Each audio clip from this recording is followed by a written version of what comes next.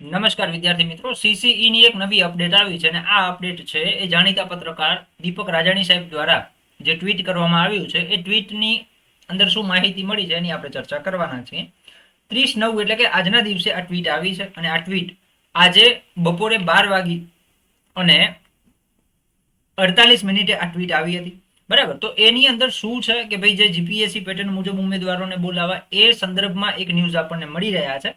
તો એ ન્યૂઝની આપણે ચર્ચા કરવાના છીએ. તો પહેલા તો જો તમે હજી સુધી આપણી ચેનલને સબસ્ક્રાઇબ ના કરી તો સબસ્ક્રાઇબ કરી દો અને આપણા વોટ્સઅપ ગ્રુપની અંદર જો તમારે જોડાવવું હોય તો વિડીયોના ડિસ્ક્રિપ્શન બોક્સની અંદર તમને વોટ્સઅપ ગ્રુપની લિંક મળી જશે. એ ઉપરાંત હાઈકોર્ટની સ્પેશિયલ એક આપણે સિરીઝ ચાલુ કરેલી છે, ડેલી બપોરે 12 વાગે આપણે મળવાના છીએ.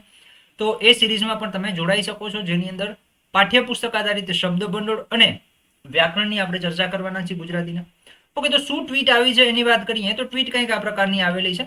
દીપક રાજાણી સાહેબ જે જાણીતા પત્રકાર છે, બરાબર, અને 12:48 30મી સપ્ટેમ્બરના 12:48 આ ટ્વીટ આવેલી છે કે સીસીઈમાં જીપીએસસીની પેટર્ન મુજબ ઉમેદવારોને બોલાવવા અંગે ગૌણ સેવા પસંદગી મંડળના ચેરમેન કમલ દયાની સાથે આગેવાન દિનેશ બાંભણિયા અને અન્ય આગેવાનોની બેઠક યોજાઈ.